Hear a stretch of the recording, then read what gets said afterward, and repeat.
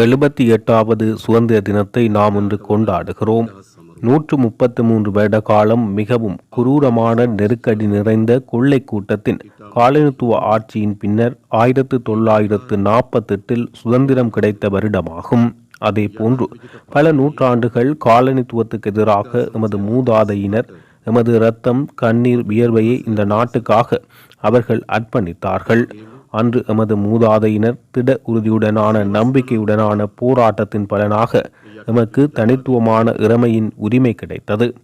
1948 என்பது பல்வேறுபட்ட அர்ப்பணிப்புகள் செய்த எமது படையினர் மற்றும் மூதாதையினரின் வெற்றியினும் மற்றும் வீரத்தின் அடையாளமான வருடமாகும்.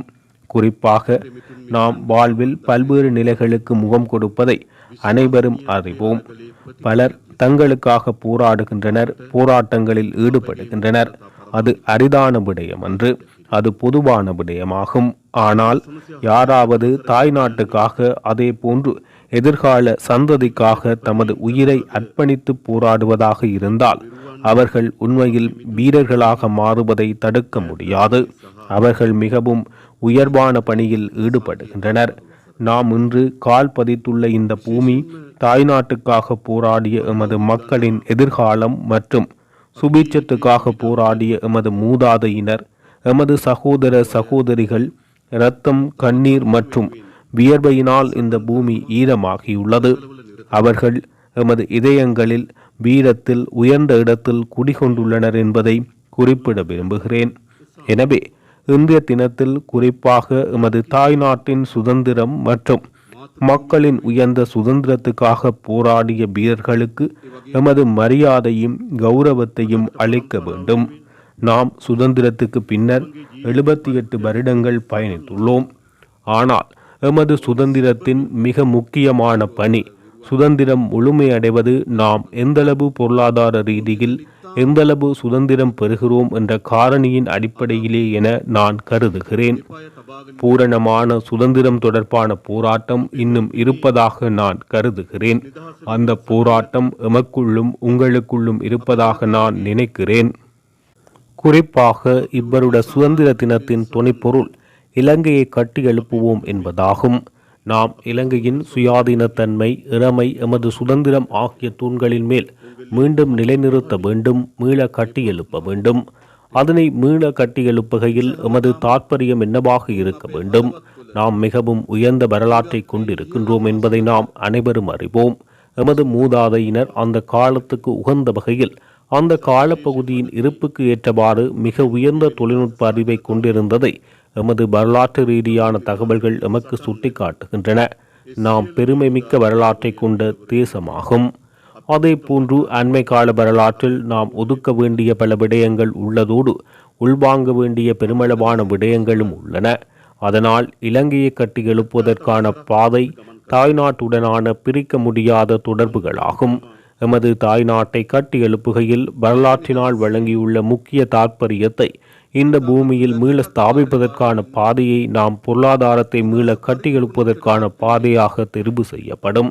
அது வெறுமனே தாய்நாட்டின் வேர்களை அழிக்கும், தேசத்தின் சாரத்தை ஒழிக்கும் பொருளாதார மாற்றமல்ல. எமது தாய்நாட்டினதும் எமது தேசத்தினதும் அடிப்படையில் கட்டியெழுப்பப்படும் நவீன இலங்கை ஒன்றை கட்டியெழுப்பும் பாதைக்கு நாம் பிரவேசிக்க வேண்டும். சுதந்திரத்தின் பின்னரான 78 வருடங்களில் வெற்றி தோல்வி இரண்டும் உள்ளது. நல்லதும் இருக்கிறது, கெட்டதும் இருக்கிறது. நாம் ஒருபோதும் தீயவற்றை ஒதுக்க தயங்க மாட்டோம். அதே போன்று ஒருபோதும் நல்லவற்றை உள்வாங்குவதற்கு அஞ்ச போவதில்லை. அதனால் கடந்த கால செழிப்பான விடயங்களில் அடிப்படையில் இந்த நாட்டை மீள கட்டியெழுப்பும் பொறுப்பு எமக்கும் உங்களுக்கும் இருப்பதாக நம்புகிறேன். நாம் எவ்வாறு கட்டியெழுப்ப போகிறோம்? முதலில் நாம் எம்மிடமுள்ள சாத்தியங்கள், திறமைகள், பலங்களை வரிசைப்படுத்துவதில் எம்பசமுள்ள பிரதான பலம் எதுவாக இருக்கும்? நாம் பெரும் சமுத்திர வலயத்துக்கு உரித்துடையவர்கள் என்று கூறலாம்.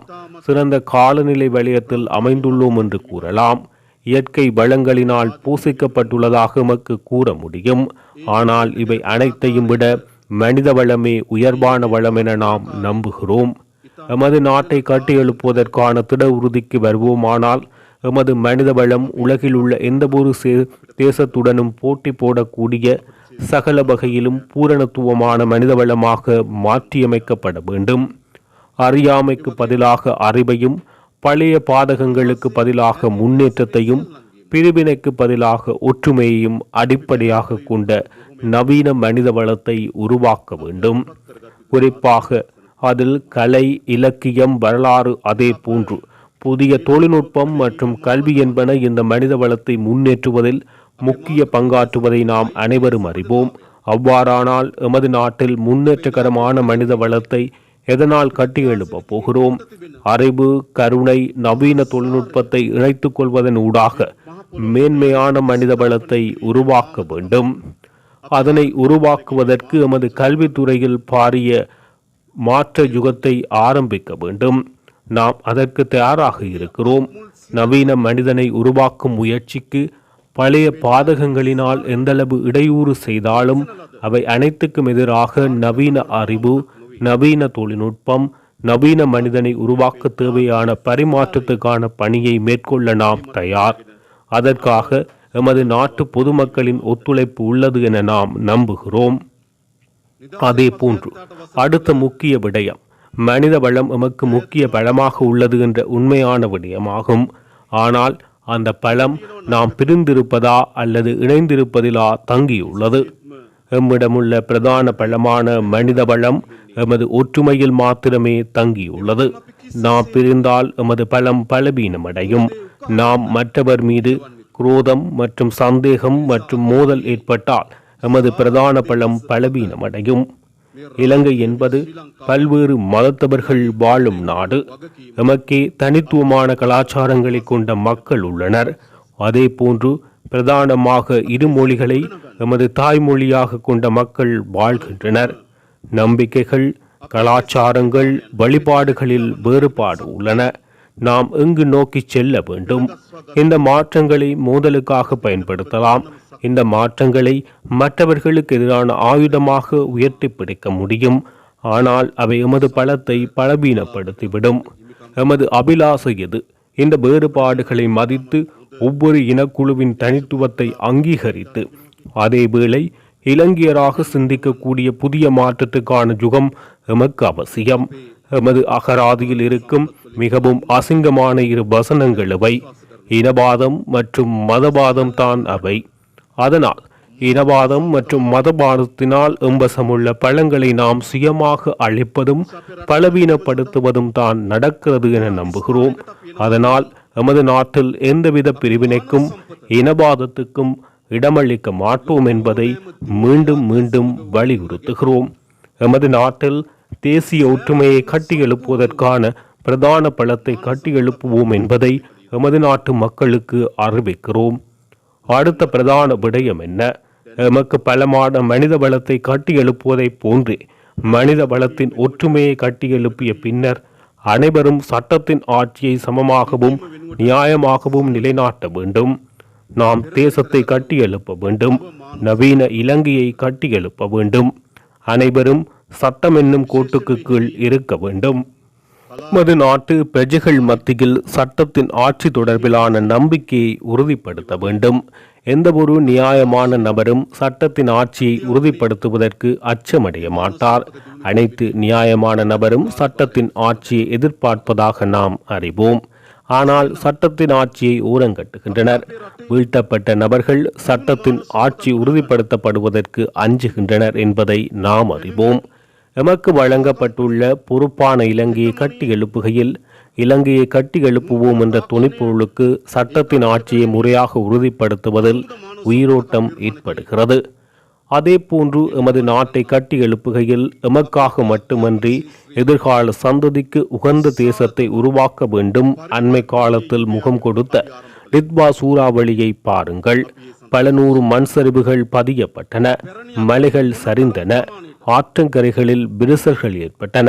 எமது நாட்டின் மத்திய மலைநாட்டில் இந்த நிலை முக்கியமாக இடம்பெற்றது. மத்திய மலைநாட்டிலிருந்து ஊற்றெடுக்கும் ஆறுகள் தான் இந்த தாய்நாட்டிற்கு உயிரோட்டத்தை கொண்டு வருகிறது. மத்திய மலைநாட்டில் பொழியும் கடுமழைதான் தாய்நாட்டுக்கு சுபீட்சத்தை கொண்டு வருகிறது. ஆனால் மத்திய மலைநாட்டுக்கு ஏற்பட்ட அழிவின் பாரதூரத்தை எமது வாழ்நாளில் அனுபவித்தோம். எம்மை கட்டி எழுப்புவதற்கான பாதை எந்த திசையாக இருக்க வேண்டும், அனைத்து இயற்கை வளங்கள், அனைத்து சுற்றுச்சூழல் கட்டமைப்புகள், உயிரினங்கள் முழுமையாக அழித்தும் அச்சுறுத்தியும் கட்டி எழுப்பப்படும் நாட்டினால் என்ன பயன்? சுற்றுச்சூழலை முறையாக பலப்படுத்துகின்ற நாம் பிறக்கும் போது இருந்த மரம், மட்டைகள், விலங்குகள், இயற்கை சூழலை அதே போன்றா அதனை விட அதிகமாகவோ பாதுகாப்பதே இலங்கையை கட்டி எழுப்ப இந்த பிரதான பணி என நாம் இதை கருதுகிறோம். அதனால் சுற்றுச்சூழலை முழுமையாக நாசப்படுத்தும் அபிவிருத்தி திசையை நாம் எதிர்பார்க்கவில்லை. அதன் பயங்கரமான பிரதிபலன்களுக்கு அண்மை காலத்தில் முகம் கொடுத்த சேதம் என்ற வகையில் அது தொடர்பில் நாம் அதிக அளவு சிந்திக்க வேண்டும். அடுத்தது விசேடமாக நாம் நாட்டை கட்டி எழுப்புகையில் எமக்கு மிகவும் பலமான சர்வதேச ஒத்துழைப்புகள் அவசியம் என நம்புகிறோம். உலக சந்தை தொடர்பான போட்டியில் பிளவு காணப்படுகிறது. உலகம் ஒவ்வொரு நாடுகளின் பலம் தமது கோணங்களை ஆதிக்கமாக திணிப்பது தொடர்பான மோதல் காணப்படுகிறது. தொடர்ச்சியாக மோதல்களை உருவாக்கும் உலகமாக இருக்கிறது. நாம் எந்த பக்கத்தை தெரிவு செய்ய வேண்டும்? நாம் எமது தாய்நாட்டுக்கான வெற்றிகளை கொண்டு வரும், எமது தாய்நாட்டின் பாதுகாப்பை அதிகமாக உறுதிப்படுத்துகின்ற, நாட்டு மக்களின் வாழ்வை உயரத்துக்கு கொண்டு செல்கின்ற புதிய கோணத்திலான உறவுகளை கட்டி எழுப்புவதே எமது எதிர்பார்ப்பாகும். எமது நாட்டை மீண்டும் சர்வதேசத்தில் மிகவும் உயர்ந்த மற்றும் கௌரவமான தேசமாக மாற்றுவதே நாம் செல்லும் இந்த பாதையில் மிகவும் முக்கிய காரணியாகும். இந்த தூண்களின் மீதுதான் எமது நாடு கட்டி எழுப்பப்பட வேண்டும். சட்டம் இல்லாத, ஒற்றுமை இல்லாத, சிறந்த சர்வதேச உறவுகள் இல்லாத, சுற்றுச்சூழல் பாதிக்கப்பட்ட பாதகமான சமூகம் உள்ள இடத்தில் கட்டி எழுப்புவோம் என்ற தொனிப்பொருளை சாத்தியமாக்க முடியாது. எனவே எமது நாட்டை கட்டி எழுப்புவதற்கு அவசியமான தூண்களையும் அடித்தளங்களையும் உருவாக்கும் பணியை நாம் மேற்கொண்டு வருகிறோம். அந்த தூண்களில் மீது பலமான அசையாத பொருளாதாரத்தை கட்டி எழுப்ப வேண்டும். எமக்கு ஓரளவு மகிழ்ச்சியும் பெருமையும் இருக்கிறது. 2025 ஆண்டு பொருளாதார குறிகாட்டுகளில் பொருளாதாரத்தின் சாதக பாதகங்களை மதிப்பிடும், பொருளாதாரத்தின் ஸ்திரத்தன்மையை மதிப்பிடும் பெரும்பாலான முக்கிய குறிகாட்டிகள் அண்மை காலத்தில் அதிக முன்னேற்றத்துடனான பொருளாதார மட்டங்களாக உருவாகியுள்ளன. 1977 பின்னர் மிக குறைந்த துண்டு விழும் தொகை 2025 பதிவானது. 2006 ஆண்டின் பின்னர் இலங்கை வரலாற்றில் நடைமுறை கணக்கில் பதிவான அதிகூடிய உபரி 2025 ஆகும். உள்நாட்டு இறைவரி திணைக்களம் வரலாற்றிலேயே அதிகூடிய வருமானத்தை ஈட்டிய ஆண்டு 2025 ஆகும். வங்கி வட்டி வீதங்களை நீண்ட காலமாக ஒற்றை இலக்கத்தில் பேணி வருகின்ற வருடம் 2025 ஆகும். பொருளாதார காரணிகளால் மிக வெற்றிகரமானதொரு ஸ்திரத்தன்மை தற்போது காணப்படுகிறது. ஆயினும் ஒரு பொருளாதாரம் என்பது சாதகமான தரவுகளில் மட்டும் தங்கியிருப்பதில்லை. அது முக்கியமானதுதான். ஆனால் அதில் முக்கிய செயற்பாடு என்னவாக இருக்கும்? நாம் பொருளாதார ரீதியாக நாம் அடையும் வெற்றிகள் சமூகத்தின் அடிமட்டத்தில் உள்ள மக்களை சென்றடைய வேண்டும். மக்களின் வாழ்க்கை தரம் உயராதவரை, மக்களின் வாழ்க்கை சுலபமாக்கப்படாதவரை, அல்லது மக்களுக்கு மன நிம்மதியுடன் கூடிய வாழ்க்கையை பெற்றுக் கொடுக்க பொருளாதார காரணிகளால் முடியாவிட்டால் அது வெறும் புள்ளி விவர தரவுகளில் மட்டும் நீச்சலடிக்கும் ஒரு பொருளாதாரமாகவே அமையும். எனவே பொருளாதாரத்தின் உச்ச மட்டத்தில் நாம் ஈட்டும் ஆற்றல்களையும் வெற்றிகளையும் கிராமத்தில் உள்ள கடைசி பிரஜையின் வாழ்க்கையை மேம்படுத்துவதற்காக பயன்படுத்துவதே பொருளாதாரத்தின் பிரதானமான மற்றும் வெற்றிகரமான திருப்பு முனையாகும்.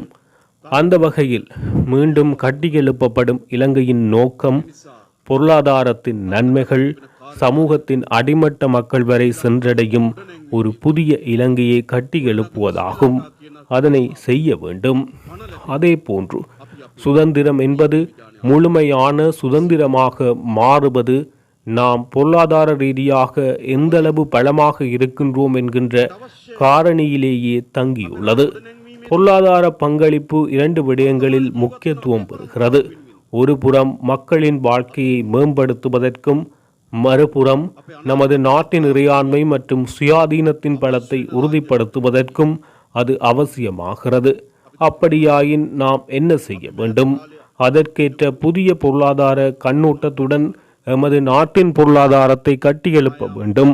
அதற்காக ஏற்கனவே எமது கைத்தொழில் துறையினர், தொழில் முயற்சியாளர்கள், அரச சேவை, விவசாயிகள் மற்றும் உழைக்கும் மக்களுடன் நாம் பரந்தளவிலான கலந்துரையாடல்களில் ஈடுபட்டு வருகிறோம்.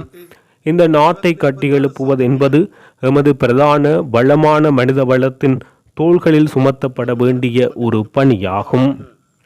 அதற்கான கலந்துரையாடல்களையும் வேலை திட்டங்களையும் நாம் ஆரம்பித்துள்ளோம். எமது பழமையான வரலாற்று மரபுகள், எமது அனுபவங்கள் என அனைத்தையும் ஒன்றிணைத்து இலங்கையை கட்டி எழுப்ப முடியும். எனவே இந்த 78வது சுதந்திர தினத்தில் நாம் எமது இதயத்திலும் அறிவிலும் நிலைநிறுத்த வேண்டியது நாட்டை பற்றிய உறுதியான அர்ப்பணிப்பாகும். எனவே ஜனாதிபதி என்ற ரீதியில் நானும் எமது அமைச்சரவை, பாராளுமன்றத்தில் எதிர்க்கட்சி தலைவர், அரச துறை, மகா சங்கத்தினர் உள்ளிட்ட மத தலைவர்கள் என நாம் அனைவரும் இந்த நாட்டை அனைத்து துறைகளிலும் கட்டி எழுப்புவோம் என்ற உறுதியான தீர்மானத்தை எடுப்போம். உங்களுக்கு வேகமாக செல்ல வேண்டுமெனில் தனியாக செல்லுங்கள், ஆனால் வெகு தூரம் செல்ல வேண்டுமெனில் ஒன்றாக செல்லுங்கள் என ஆபிரிக்க பழமொழி ஒன்று சொல்கிறது. எமக்கு என்ன தேவை? எமக்கு நாம் ஒவ்வொரு துறையிலும் வெகு தூரம் செல்ல வேண்டியுள்ளது. பொருளாதாரத்தில் வெகு தூரம் செல்ல வேண்டும். சட்டத்தின் ஆட்சியை மேலும் உறுதிப்படுத்த வேண்டும். எமது சுற்றுச்சூழலை மேலும் பாதுகாக்க வேண்டும். அப்படியாயின் அந்த பயணம் தனியாக செல்லப்பட வேண்டிய ஒன்றல்ல. தனியாக வேகமாக செல்ல முடியுமான போதிலும் சிறிய தூரமே செல்லலாம். எமக்கு தேவைப்படுவது வெகு தூரம் செல்வதாகும். அந்த நீண்ட தூரத்தை எட்டுவதற்கு நான் அனைவரும் ஒன்றாக பயணிப்போம் என அழைப்பு விடுத்து விடைபெறுகிறேன்.